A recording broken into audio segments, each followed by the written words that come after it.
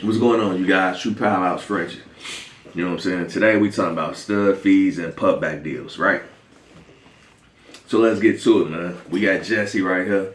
She want to be part of the video. We gonna use her as an example as a pup back deal. Not saying she is or isn't.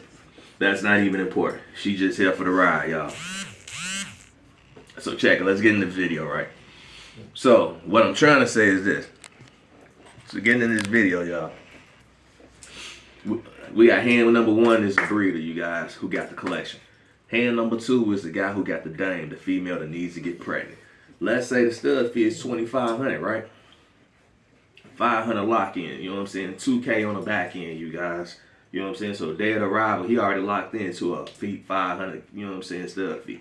Day that he want to do the collection, the day before, he backed ends you the other $2K. Boom, you ship out.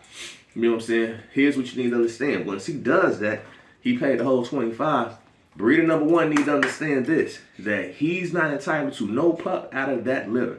You know what I'm saying? That whole litter is breeder number two. That's it. You know what I'm saying? You got some breeders, they be like, you know what I'm saying? Even though he got some breed, I want a pup. You know what I'm saying? Or let me give you half of this back and get a pup. No, that ain't how it work. Business is business. You don't get, I don't want you to give me $1,500 back out the litter, you guys. You know what I'm saying? And be like, let me get a pup. That don't even add up. The pup will be more in value. You don't do that. Stick to your guns. If you dealing with any breeder like that that's trying to change up the move after his litter drop or whatever the case may be, that's shady. Don't do it. A deal is a deal. That's it. What we do here, man, we do the contracts. When we do our studs, we print out a receipt, we print out a contract, let you guys know what you got from us. So that way it's already verified. We don't change anything, you guys. We'll email it to you. If we can't email it to you, we give it to you in person. Or you know what I'm saying, in paperwork, mail it, however it need to be. You know what I'm saying?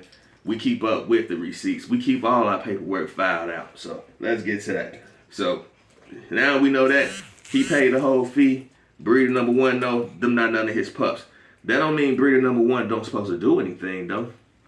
Because what we do, we still like to help push it, help promote it. Why? Because the stud he uses is a reflection of our kennel. The stud that someone uses a reflection of, our brand. So we want to help push them pups out. We don't want that breeder to be sitting on them pups, you guys. You know what I'm saying? Because that's still a reflection on your kennel. You want them pups to go like that, just like they're yours, And you keep in mind, you don't have to, and it's a lot of breeders that don't. You know what I'm saying? But they don't know. That hurt their name. They just take the money and they go. You know what I'm saying? They don't care if them people stuck with the pups or not. Well, that's not what we do. We want the pups gone just as he do. So we give tips. We push videos out there. We push, pictures out there, photos, we tag the breed in it. We share the photos, you know what I'm saying? We put them on different social media accounts. We share them with friends.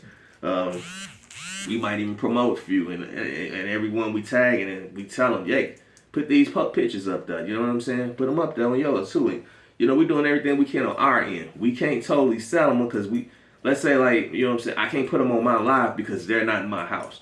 So I can only do so much for where we at when we here. But we doing our part. We got breeders that don't do nothing at all. So we got to push, you know what I'm saying, to help get them pups out because that's a reflection of your dog, your brand. And if that breeder win, guess what? Y'all win too. You know what I'm saying? It's a team effort, you guys. And people need to know that, It helps both you guys in the end. It ain't all about the money with us. Let's get past that. Second part, let's say you go with the pup back deal. It's two, three different pup back deals that can go. You can get, you know what I'm saying? Let's say you get a pup back deal and he told you get first pick. That might entice this guy to be like, oh, I want it. I want in. I gotta get the first pick. And then when the pups drop, he like, man, I need all these pups. You know what I'm saying? You get the third pick. Y'all ain't talk about getting a third pick, you guys. You know what I'm saying? You looking like I don't want third pick. That wasn't the deal. You know what I'm saying? But hey, that's what it was. Here's the thing, man. You still hold all the power, though. You can tell, man. That ain't how it is. Because breeder number one still got the AKC paper, you guys. You know what I'm saying? The AKC number, you need to register that letter. You let them know. Stick to the plan. You know what I'm saying? If you told me that I'm supposed to get, you know what I'm saying, first pick, I want first pick. You know what I'm saying? Or I'm raising this AKC paper. How you gonna register your letter? If you go sideways with it, you can't cheat him out because he paid you. He still offer you a pup, but I just tell him it's gonna cost you a little more if I'm finna take an L. You know what I'm saying? If I'm finna take L and take third pick from first pick, you gonna have to pay a little more. Then if you want to change up, I change up. I don't like to play by them rules, y'all, but that's just how it be. You know what I'm saying?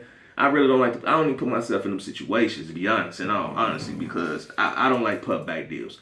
We learn from trial and error, you guys. I've done the put back deals before, you know, and I learned that I don't like them, you know, because they can go left. Yeah, whether they go left or not, you can see all the ways that it can go left. So don't put yourself in them situations you go through trial and error. Just like with K9 Express.